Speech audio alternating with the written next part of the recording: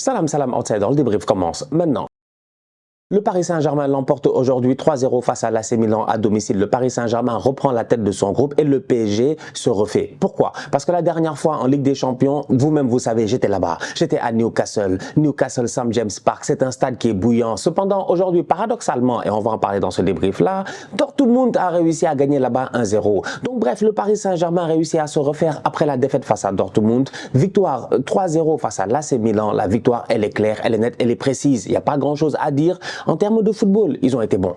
Ils ont été très très bons. C'est là où j'ai envie de parler de Luis Enrique. Parce que Luis Enrique, il fait le fou. Mais en réalité, il n'est pas fou. Franchement, il n'est pas fou. Ce week-end face à Strasbourg, il est venu avec un milieu de terrain. On était là, il y avait deux boys au milieu de terrain. Il y avait Lee Kang-in et il y avait Barcola sur le côté. Le problème, il est simple. C'est qu'à un moment donné, on se rend compte que le boy Lee Kang-in, même quand tu vois sa rentrée là, quand tu vois la rentrée du bandit coréen, tu vois automatiquement que le petit, je ne sais pas pourquoi, mais je sais pas, il me donne des vibes un peu à la Messi, quoi. C'est-à-dire qu'il prend le ballon, il cale le ballon, il demande le 1-2.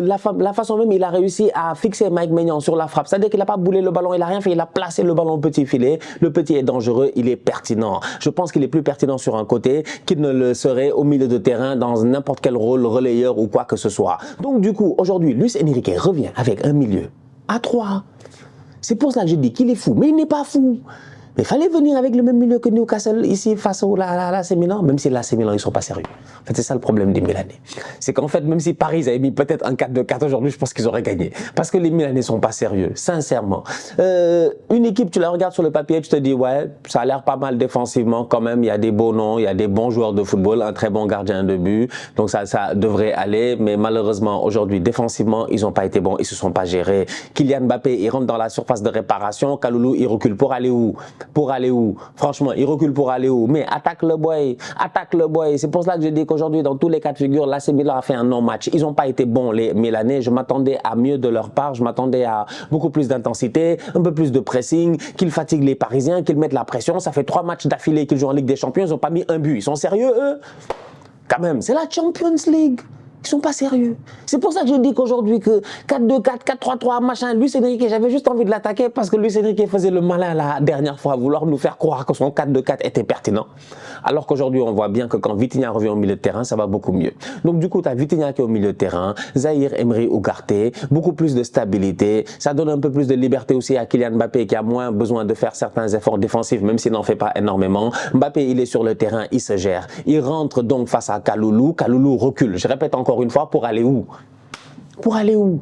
Mais sort sur le boy. Il n'est pas sorti sur le boy. Vous connaissez Kylian Mbappé, un passement de jambes, 2 passements de jambes, je ne sais même pas il en a fait combien, 3, 4, 5, on dirait un colibri qui vole. Vous connaissez le colibri, l'oiseau qui a, je ne sais pas, les battements d'ailes les plus rapides à la seconde. C'était ça Kylian Mbappé en termes de passement de jambes devant Kalulu. Kalulu ne sait pas gérer, la frappe elle est croisée comme d'habitude. La classique Kylian Mbappé, des frappes croisées. À chaque fois, tu penses qu'il va enrouler, il n'enroule jamais, il frappe premier poteau. Je m'attendais à ce que Mike Maignan fasse beaucoup mieux, qu'il connaisse son Kylian, malheureusement, il n'a pas réussi à le faire.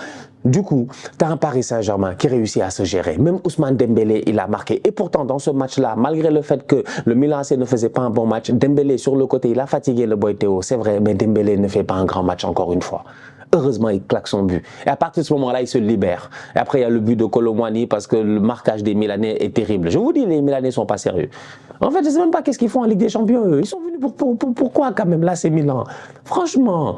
Sincèrement, ok, il y a eu des... Peut-être, tu me diras, Benasser leur manque, Tonali est parti, il y a eu des nouveaux boys qui sont arrivés, mais je m'attendais quand même à beaucoup mieux. Le marquage sur Dembélé, sur le corner, il est terrible, il est tout seul. Il prend le ballon, il claque sa frappe. L'autre aussi, là-bas, il est tout seul. Kolo Muani, il vient, il claque son tapine. Donc, Ousmane Dembélé dans l'ensemble. En première mi-temps, tu te dis, bon, voilà, on est reparti encore pour un match de Dembélé où il va être là à faire des crochets, mais ça va aller nulle part. Finalement, à un moment donné, il fait crochet, il enroule le ballon, le but est très beau. Malheureusement, il y a une faute de Ugarte. Mais ça donne quand même un Ousmane Dembélé qui, je pense, en termes de confiance, ce match-là lui fera du bien. Donc, globalement, le Paris Saint-Germain l'emporte 3-0. Belle entrée de Lee Kang-in à la fin, comme je dis, petite vibe à la Messi, il vient, il claque son but sans aucun problème. Même avec l'équipe nationale, il a été bon. Donc voilà un petit sur lequel il faut garder des yeux, je pense. Hein. Écoute, les Coréens nous ont donné Son Heung-min ces derniers temps, c'est enjaillé. Son, même s'il est dans le club ennemi, vous savez tous, je suis un fan d'Arsenal. Même s'il est dans le club ennemi, j'ai beaucoup de respect pour Heung-min Son, c'est un top player. Aujourd'hui, j'ai l'impression que voilà, il y a peut-être une relève qui arrive. Lee Kang-in, c'est peut-être lui la future star. Apparemment même, il a vendu plus de maillots que Kylian Mbappé. C'est pour dire, tu vois, quand le marketing il est bien ciblé, pas la peine d'aller chercher des grands noms. C'est ça, une équipe qui travaille. C'est que Paris, pendant toutes ces années, ils n'ont pas travaillé. Si vous travaillez sérieusement et que tu vas chercher un marketing pertinent, tu vois, tu es capable de vendre des maillots autant que si tu avais acheté un Neymar à 150 ou 170 millions ou 80, je sais pas combien. Donc c'est pour dire. Donc voilà, en ce moment, franchement, Paris, on peut dire que ça se gère. On va voir le match retour face à l'AC Milan. Là, ils sont bien partis. Les Milanais, c'est un peu compliqué. Et j'ai envie de dire même pour eux que le fait que Dortmund ait gagné, ça les arrange un peu parce que ça donne de l'espoir à Milan. Si Milan réussit à faire un bon score au retour, peut-être qu'ils vont se relancer. Mais pour le moment, franchement, c'est le tocarisme à Milan. Il y avait les sirènes et je pense qu'elles étaient venues chercher les Milanais. Ils méritent d'être envoyés au Nouf. Top performance de la part de Zahir Emery. Voilà. Le petit à lui tout seul, il mérite qu'on le salue. Il mérite qu'on l'applaudisse. Il est extraordinaire, il est sensationnel. Sortez-moi son acte de naissance. Je ne vais pas être là à parler que des boys du Barça, parce que les boys du Barça, vous tous, vous savez qu'en ce moment, il y a une enquête qui est très très sérieuse sur le Barça, parce qu'on sait nous tous que là-bas, c'est pas possible, il y a du trafic il y a du trafic d'actes de naissance. Donc Barça, 1, 2, 3, 16 ans, 17 ans, ils arrivent, ils nous bluffent, on dirait ils ont 37 ans, c'est pas possible. Il y a du Benjamin Button dans l'air là-bas. Donc du coup, je regarde ça et je me dis, ces boys-là sont de plus en plus précoces, ils sont juste sensationnels. Aujourd'hui, on voit des joueurs de football qui très très jeunes réussissent à être bluffants. C'est le cas de Zahir Emery, c'est le cas de Fermin Lopez, c'est le cas de Gavi, etc. Et puis j'en passe et j'en passe. Aujourd'hui, Zahir Emery, encore une fois, au milieu de terrain, c'est le patron, il fait ce qu'il veut. En fait, il fait ce qu'il veut. Sur le but de Kylian Mbappé, mais Zahir Emery, il y a des gars, c'est papa. C'est papa. Ils ont essayé de l'attraper là. On dirait genre le petit, il veut fuir. Ils ont essayé de l'attraper. Une fois, deux fois, ils n'ont pas réussi. Il est inarrêtable. La dernière fois à Newcastle, le match est compliqué. J'étais dans le stade, la pression, les supporters, les Magpies, tu les entends. Ra, ra, ra, ça crie partout. Ça, chaque tacle, ça, ce truc. Zahir Emery, il était froid, mais tranquille. Mais vraiment, moi, ce petit-là, il m'inquiète. Il est dangereux. À la fin du match, tu le vois, gros sourire en train de jubiler avec le collectif ultra parisien. Il est dangereux, je répète encore une fois, quoi. En fait, je ne sais pas, est-ce qu'il est conscient de ce qu'il fait? Est-ce qu'il sait ce qu'il fait? Le petit est exceptionnel. En fait, le petit, il n'y a pas, c'est bientôt, c'est parce que là, en ce moment, il y a ces années de Jeux Olympiques, machin, tout ça, Thierry Henry en a besoin, voilà, c'est pour cela. Mais sinon, Zahir Emery, bientôt, il va partir. Bientôt, il va partir, il va monter chez les A. Parce que là, il est trop fort, en fait. Il est juste trop serein, trop fort. Il joue, on dirait, il a 25 ans, 26 ans, il est à son prime, alors que c'est un enfant. Incroyable. Top performance de sa part. Aujourd'hui, franchement, il a été exceptionnel. Beaucoup de débats en ce moment autour de Kolo Muani.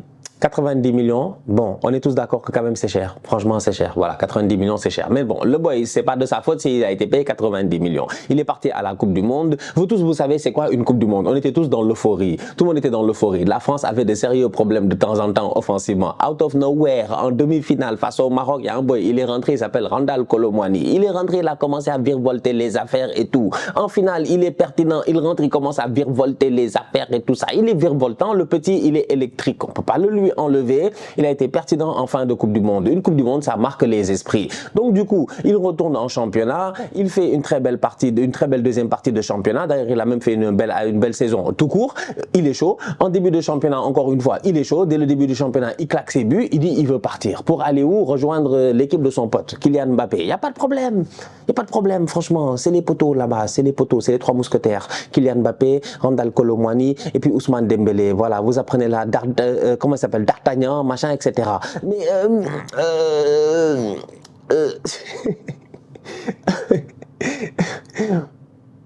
tout ça pour dire que c'est cher payé. Il est bon, franchement. Il va vite, percutant, physiquement, il sait presser. Moi, j'aime bien le fait qu'il presse. Moi, ça que j'aime bien par rapport à Gonzalo Ramos, c'est que lui, il presse, en fait. Il court, il presse, voilà. Il va fatiguer les défenseurs et tout ça. Mais quand tu t'assois calmement en rétrospective, tu te dis, bon voilà, 90 millions, c'est cher. Franchement, c'est cher. Maintenant, le rendement depuis le début de la saison, voilà, ça peut mieux faire. Donc, on va voir ce que ça va donner. Mais effectivement, je suis d'accord avec certains qui... Les gars ont trouvé les surnoms, mais Internet est méchant. Internet est mauvais. Si je te rappelais... Comment il l'appelait? Il s'appelait, je sais pas quoi, Randal Togo Mali. J'ai dit, mais pourquoi Togo Mali? Pourquoi? C'est incroyable. C'est incroyable. Franchement, ils ont sorti tous les surnoms, je dis bien tous les meilleurs surnoms pour le petit. Tout ça parce qu'il coûte 90 millions. Il n'a pas encore mis 25 buts. Vous pensez que le football, c'est facile? Ah, laissez l'enfant tranquille. Mais je suis d'accord quand même que, mais écoutez, c'est comme ça. La Coupe du Monde a mis une certaine euphorie. Et maintenant, il va devoir performer. La dernière fois en équipe de France, c'était pas extraordinaire. Je trouvais que l'équipe de France a marché bien avec Giroud et puis Griezmann. En fait, c'est bizarre. Mais la France, je les ai vus, les Bleus, là, quand ils ont joué la dernière fois. J'ai même pas débriefé le match. C'était face à l'Écosse. J'ai dit, ouais, Giroud, Griezmann, ça marche bien. Après, quand les autres, ils rentrent en cours de match, ça va. C'est-à-dire que tu les fais rentrer, c'est pertinent. Genre Ferran Torres, tu le fais rentrer, hop, c'est pertinent. Maintenant, dans le collectif, dans le jeu et tout, en équipe de France, peut-être ça va être différent. Mais là, au Paris Saint-Germain, je ne sais pas encore. Franchement, je ne sais pas. Dites-moi en fait, vous préférez qui? Gonzalo Ramos ou Kolo Muani? Dortmund de son côté a gagné 1-0 face à Newcastle, comme je disais tout à l'heure. Franchement, une belle performance de la part de Dortmund. C'est très surprenant de jouer face à Newcastle, à St. James Park, connaissant le pressing qu'ils vont mettre, en sachant le pressing même qu'ils ont essayé de mettre. Et pourtant, Dortmund n'a jamais paniqué. Dortmund est bien sorti. Plusieurs fois, ils sont bien sortis. Ils peuvent même claquer des buts. Je pense qu'il y a Daniel Malen, si je ne me trompe pas, à un moment donné, il frappe, arrêt de Nick Pope du pied. Après, tu as Marco Reus. Il glisse, tu te dis, mais pourquoi il glisse? Pourquoi il glisse? En fait, Marco, s'il n'est pas blessé, il glisse quand même, Marco. Gère-toi. À ce moment-là, tu te dis, voilà, peut-être que Dortmund peut ouvrir le score un peu plus tôt. Donc, tu as une belle équipe de Dortmund aujourd'hui. Globalement, ils se sont gérés, Füllkrug, tout ça. Ils auraient pu peut-être alourdir le score. Cependant, ils sont tombés encore une fois sur un très bon gardien de Newcastle, comme d'habitude. Et de l'autre côté, Newcastle, j'ai l'impression que, voilà, je sais pas, ils ont perdu Isaac assez tôt dans le match. Après, tu te dis, ça avait l'air d'être compliqué de cliquer. Gordon, plusieurs fois, il a des occasions, il peut être dangereux, il peut être plus pertinent, frappe croisée, il frappe sur le gardien fait l'arrêt. Donc, en fin de match, en plus qu'à dernière occasion, fin de match, il frappe, le ballon touche la barre transversale. C'est encore une fois Gordon. Donc, tu as une équipe de Newcastle qui, pour moi, aujourd'hui, ne sait pas gérer. En fait, ils ne se sont pas gérés. Ils ne sont pas gérés. Dortmund a bien joué. Dortmund a fait son match, Schlotterberg, tout ça, les boys ont fait leur match. Ok, il n'y a pas de problème. Dortmund a pris 3 points, c'est mérité. Ok, mais Newcastle ne sait pas gérer. La performance de Newcastle n'est pas bonne en fait. Franchement, tu ne peux pas battre le Paris Saint-Germain 4-1, faire autant d'efforts, tu gagnes ce match-là. Là, on s'est dit, ouais, quand même, sincèrement, Newcastle, peut-être que là, prochain match, ils prennent Dortmund, qui est l'équipe la plus... Bon, une des plus faibles du groupe avec l'AC Milan. Bon, quand tu remets les choses en perspective, tu te dis peut-être que tout est relatif, mais tu regardes ça et tu te dis ouais, tu es à domicile, back-to-back, tu as de la chance, tu joues Paris et tu joues Dortmund à domicile, mais va prendre tes 6 points, prends tes 6 points, assure-presse ta qualification. Ces tocards-là, ils sont allés perdre 1-0. C'est pas sérieux. Franchement, c'est pas sérieux. Donc aujourd'hui, la performance de Newcastle est décevante. C'est eux les gros perdants. Voilà. Et on va voir ce que ça va donner au match retour. Ils ont intérêt à aller chercher des points là-bas à Dortmund. Parce que si Dortmund réussit à faire le doublé face à Newcastle, sachant que Dortmund, il restera encore un match avec l'AC Milan, et que l'AC Milan, ils sont pas trop en forme, ben, il se pourrait que Dortmund sorte du groupe. Donc là, c'est la Ligue des Champions, voilà, c'est la Ligue des Champions. J'ai hâte à la prochaine journée, la 4e journée. La famille, on se capte très bientôt pour une nouvelle vidéo. D'ici là, on continue à liker, on continue à partager. On s'abonne, on est ensemble, on reste en santé, c'est le plus important. Tous outsiders.